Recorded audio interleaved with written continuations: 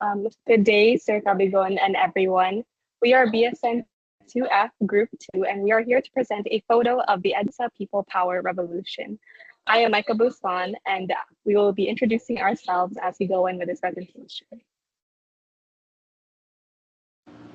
So before we begin the reporting, let's play an icebreaker called Stand Up for Change. Here's how it works. For this activity, a statement will be flashed on the screen and read aloud. Please listen to each statement and reflect quietly. You don't need to move or respond. Just think about whether the statement applies to you. Sige, first statement. Next slide, please. Do you believe that peaceful protests can create real change? Sige, next statement. Would you speak up if something unfair happened at school? The next statement.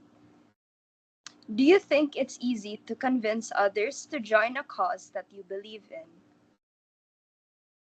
Sige, next statement. Do you believe doing the right thing is sometimes scary but necessary? And lastly, do you think standing up for your beliefs is easy when your life is at risk? So good afternoon once again, sir. I'm Denise Ong, and I'll be presenting the introduction. So this is exactly why what happened in 1896 was extraordinary. While standing up today may be easy for many of us, back then it meant facing fear, uncertainty, and real danger. Yet millions of Filipinos still chose to stand, and that courage is what made the EDSA People Power Revolution so powerful. The EDSA People Power Revolution was a historic event that took place from February 22 to 25, 1986. During this time, ordinary citizens, students, religious groups, and even soldiers took to the streets to demand the end of Ferdinand Marcos' dictatorship.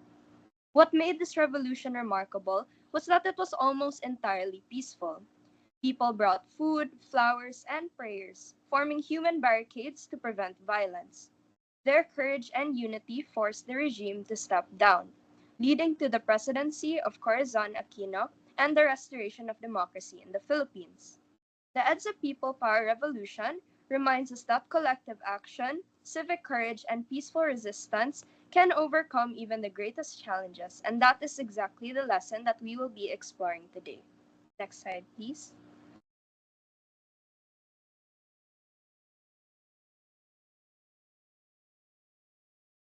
So, good day, everyone. I'm Julia Patigas, and now let's delve deeper into the historical background of the EDSA People Power Revolution. So, the EDSA People Power Revolution took place from February 22 to 25, 1986, in Metro Manila. It was a peaceful mass uprising that ended the authoritarian rule of President Ferdinand Marcos Sr., who had been in power for over 2 decades, including years under martial law, marked by human rights abuses, censorship, and corruption. Public dissatisfaction intensified after the assassination of opposition leader Benigno Ninoy Aquino Jr. in 1983 and the allegedly fraudulent 1986 snap presidential election. When key military leaders withdrew their support for Marcos, millions of Filipinos, supported by civil society and the Catholic Church, gathered along EDSA in a non-violent protest. The revolution led to Marcos's exile and the installation of Corazon Aquino as president, restoring democratic institutions and paving the way for the 1987 Philippine Constitution.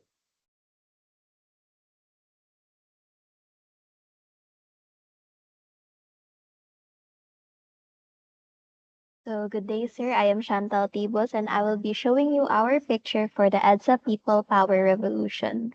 So, this photograph captures a very powerful moment during the EDSA People Power Revolution of 1986. So, as you can see in the foreground, a soldier's rifle dominates the frame, symbolizing the threat of the military force under sa Marcos regime. So behind it, you can see Catholic nuns and civilians on EDSA Boulevard. So they are unarmed, composed, and many of them are holding rosaries and praying. So this image really shows the true spirit of people powers. It reminds us that the revolution was not fought with weapons, but with unity, faith, and bravery. So despite sa danger atong nga time kay the people still chose to stand their ground and trust in what they really believed was right. So through this picture, we can also see how faith and nonviolence help bring change to the country. And it can also visually express the tension between state violence and peaceful resistance, which is a really big defining characteristic during the movement. So next slide, please.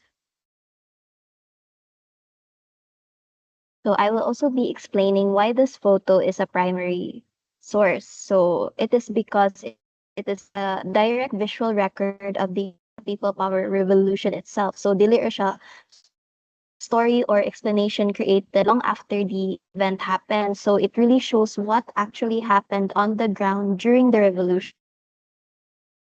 So allows us to study the event through the eyes of real people. So we also have some backup reasons to support our stance. So first, it is direct evidence of human action and experience.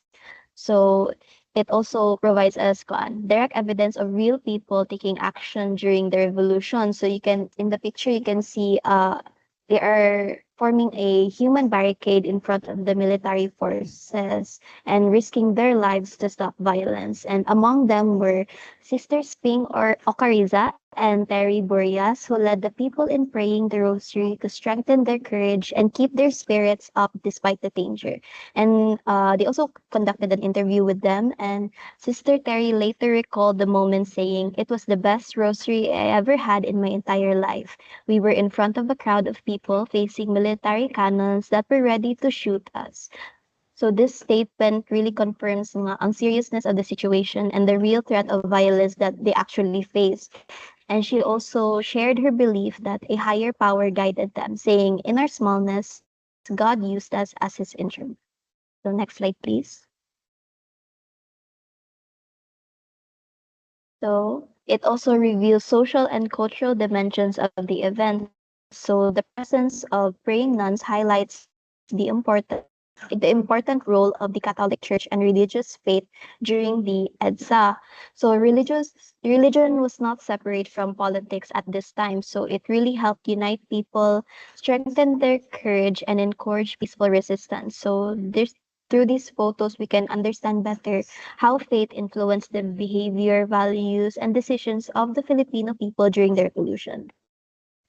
Uh, Third, we have it captures the nature of the conflict. So instead of showing fighting or bloodshed, the image shows peaceful confrontation. So unarmed civilians and religious leaders stand calmly in front of soldiers with weapons. So this clearly reflects the non-violent strategy of the People Power Revolution, where moral strength and unity were used to challenge armed power. So this photo really supports the idea that ADSA was led by the people, not by force or weapons. And lastly, we have unmediated by later analysis. So unlike textbooks, documentaries, or articles that interpret EDSA after it ended, this photograph shows the event as it happened. So the viewers can directly observe the fear, courage, and resilience of the people. So this allows us to understand the risks faced by the people and the imbalance of power between civilians and the military without relying on someone else's interpretation. So, because the subject of the study is the lived experience, methods, and values of the People Power Revolution. So, this photograph really serves as an original record. It provides us the first-hand evidence of how the revolution was carried out, making it a truly historical story. So, that is all. Thank you. So, good day, sir, and to everyone else who is watching this right now. Today, I will be explaining the concepts and approaches to justifying why this photo is a primary source. So this photo is a strong example of why it is considered a primary source of the EDSA People Power Revolution.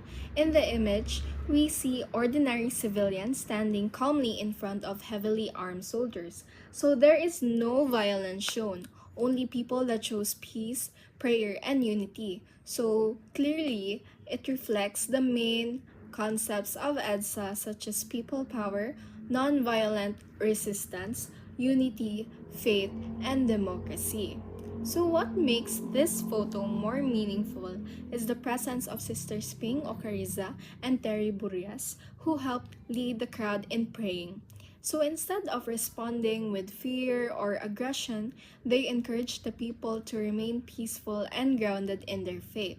This moment shows how moral courage and spirituality became powerful tools during the revolution without needing any violence.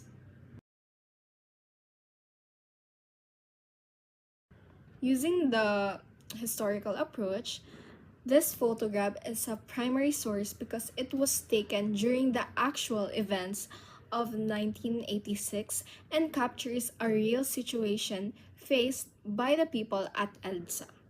It documents what people were doing, how they reacted, and how close the danger really was.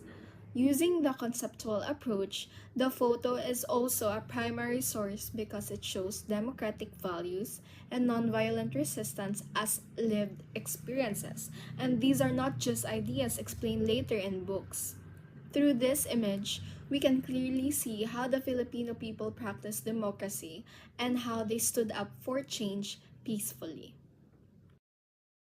Good day, sir. I am Sophia Banconcev, and I'll be discussing the stages and issues of the photo. No? So, for the stages, the photograph can be examined through the stages of its creation to show its direct connection to the events of the 1986 EDSA People Power Revolution. No? So, we have the first stage, which is creation.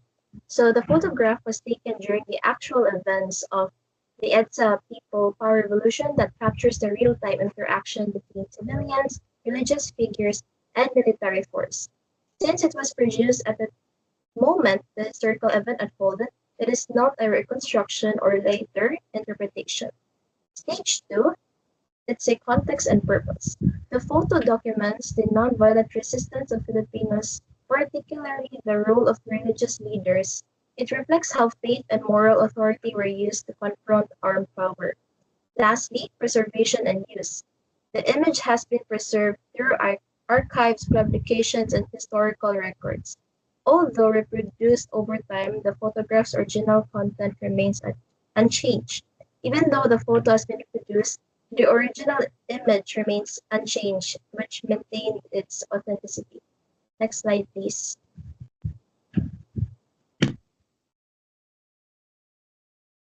Now, despite being a primary source, the photograph has certain issues that must be considered to ensure proper historical interpretation. Also, we have the issues. The first issue is limited perspective. Now, the photograph shows only one moment and location within a larger national movement. It does not represent all experiences during the revolution.